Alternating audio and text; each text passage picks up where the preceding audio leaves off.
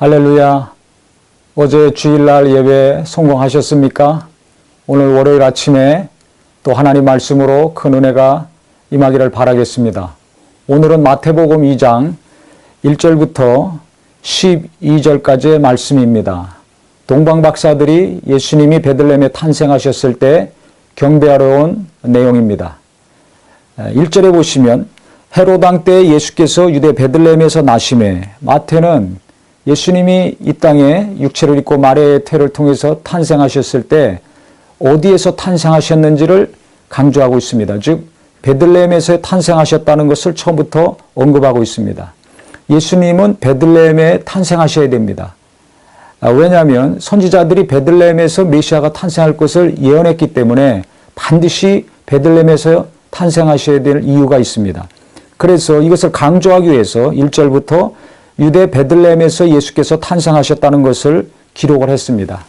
그런데 예수님이 유대 땅에서 탄생하셨는데 동방에 있는 박사들이 예물을 가지고 예수님을 만나러 왔습니다. 그러니까 이 사람들은 메시아 탄생을 기다리고 사모했던 사람입니다. 준비했던 사람들입니다. 바벨론 지역이라고 추측할 수가 있는데, 왜냐하면 이스라엘 백성들이 바벨론의 포로로 잡혀갔었죠. 그곳에서 메시아 탄생을 기다리고 구약에 예언된 말씀을 사모하고 있다는 것을 그 지역 사람들이 알았을 것입니다. 그래서 이 점성가들 아니면 현인들, 지혜자들, 이 사람들이 메시아 탄생을 기다리다가 별을 보고서 예루살렘까지 왔습니다. 그래서 예루살렘에 와서 2절에 보시면 유대인의 왕으로 나신 이가 어디 계시냐 물었습니다. 별을 보고 와서 유대인의 왕이 어디 계시냐. 이 소리를 들었을 때 헤롯 왕과 온 예루살렘이 듣고 소동한지라 3절에 나와 있습니다.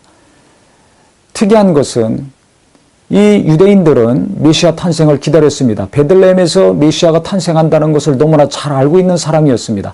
그런데 정작 베들레헴에서 예수가 탄생하셨다는 것을 알고 예루살렘에 와서 그 장소를 묻는 이 이방인들의 질문을 들었을 때 예루살렘에서는 큰 소동이 일어났습니다. 왜 그럴까요? 기뻐하고 환영하고 즐거워해서 이들과 같이 베들레헴으로 가서 예수님을 환영하고 그분께 같이 경배해야 될 텐데 전혀 정반대의 일이 일어난 것입니다. 소동이 일어났습니다. 왜냐하면 헤롯 왕은 왕권에 대한 굉장한 애착과 관심이 너무나 큰 사람이었습니다. 자기 왕위가 위태로울까 봐 자기 아들 셋씩이나 죽인 사람입니다. 그 왕권을 보존하고자 자기 아내도 죽이고 처남도 장모까지 죽인 아주 폭군이었습니다. 유명한 폭군이었습니다. 그래서 유대 왕이 나셨다고 하니까 자기의 자리, 왕의 자리가 위태로워진다고 생각해서 위기에 처한 것입니다. 그래서 성경에서는 소동이 났다고 했습니다. 그래서 헤롯 왕은 그 장소가 어딘지 모르니까 당시 사내들인 공회를 이루고 있던 대제사장들 또 이 서기관들을 불렀습니다. 유대 최고 지도자들이죠. 서기관들은 하나님 말씀을 해석하고 연구하고 가르치는 사람들 아닙니까?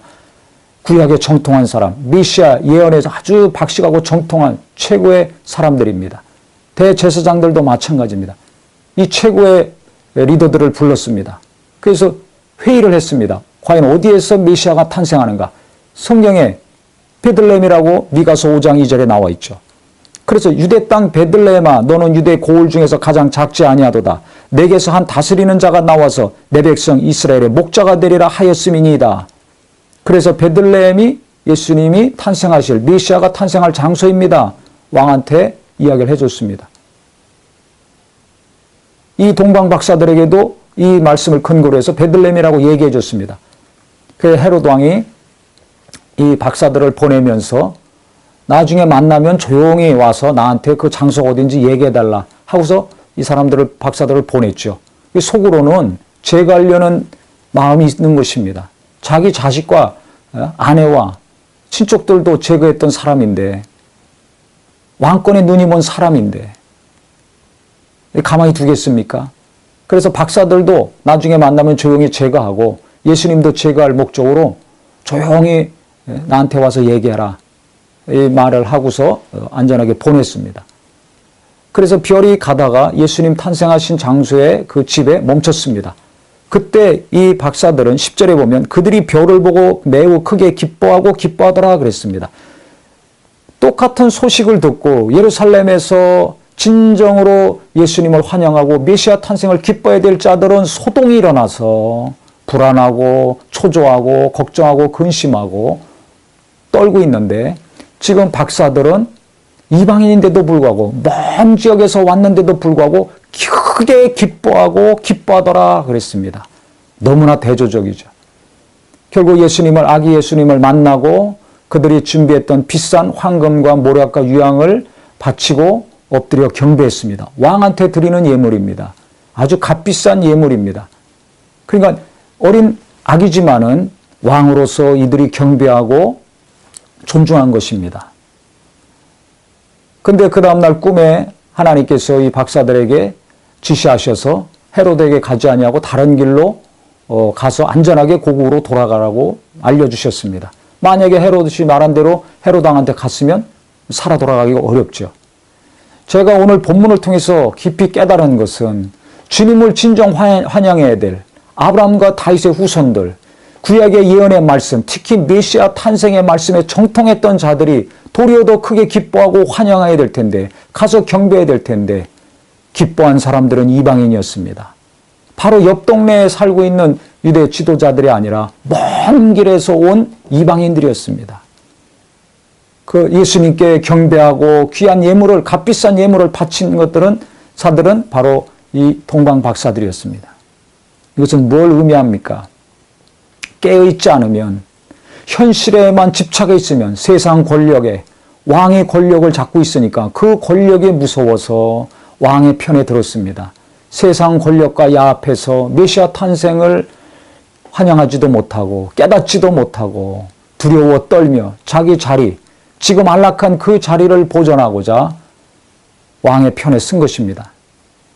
우리가 잘 깨달아야 될 것은 내가 현실에만 너무 집중을 하면 살기 어렵다고, 힘들다고, 현실에만, 물질에만, 권력에만, 지식에만, 일에만, 사람에게만 너무 내가 빠져들어가면 주님을 기뻐할 수가 없습니다. 하나님의 인도하심을 제대로 받을 수가 없습니다. 이들은 먼 곳에서 온 자들이었지만 주님을 기뻐했습니다. 메시아 탄생을 기뻐했습니다. 이 땅에 구주로 오시는 그 놀라운 약속의 말씀이 이루어지는 것을 사모하고 기뻐했습니다. 그에게 최고의 예물을 드리고 최고의 예를 갖췄습니다.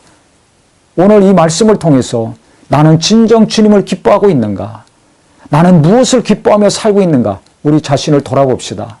아무리 이 땅의 삶이 어렵다 할지라도, 오늘 출근하는 발걸음이 무겁고 힘들다 할지라도 우리 모두가 정말 주님을 기뻐하는 사람, 나를 구원하신 예수, 내게 영원한 생명과 놀라운 부활의 약속을 주신 내 구주 예수를 오늘 하루 기뻐하고 날마다 기뻐할 수 있는 은혜가 있기를 예수 이름으로 축원합니다.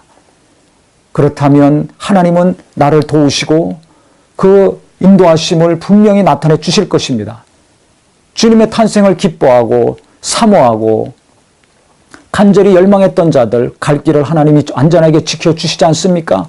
내 앞날, 내 자손들의 앞날, 내가 하는 모든 일의 앞날이 어떻게 될지 모르지만 내가 세상의 권력보다, 세상의 힘보다, 내가 원하는 어떤 것보다 주님을 기뻐한다면, 하나님의 말씀이 이루어지고 하나님의 약속이 이루어지는 것을 내가 더 기뻐한다면 하나님은 내 앞날을, 내 가족들의 앞날을, 내가 하는 일을 도우시고 인도해 주실 것입니다. 이것이 우리의 믿음이 되기를 예수 이름으로 축원합니다. 하나님은 분명히 살아계십니다. 현실은 변화무쌍하지만 하나님의 말씀은 반드시 이루어지는 능력의 말씀입니다. 오늘도 하나님 말씀, 은혜 받은 말씀 붙드시고 그 말씀 깊이 묵상할 때 하나님의 평안이 넘치고 소망 가운데 기쁨이 회복되어서 하나님이 도우시는 하루요 일평생이 되시기를 예수 이름으로 축원합니다.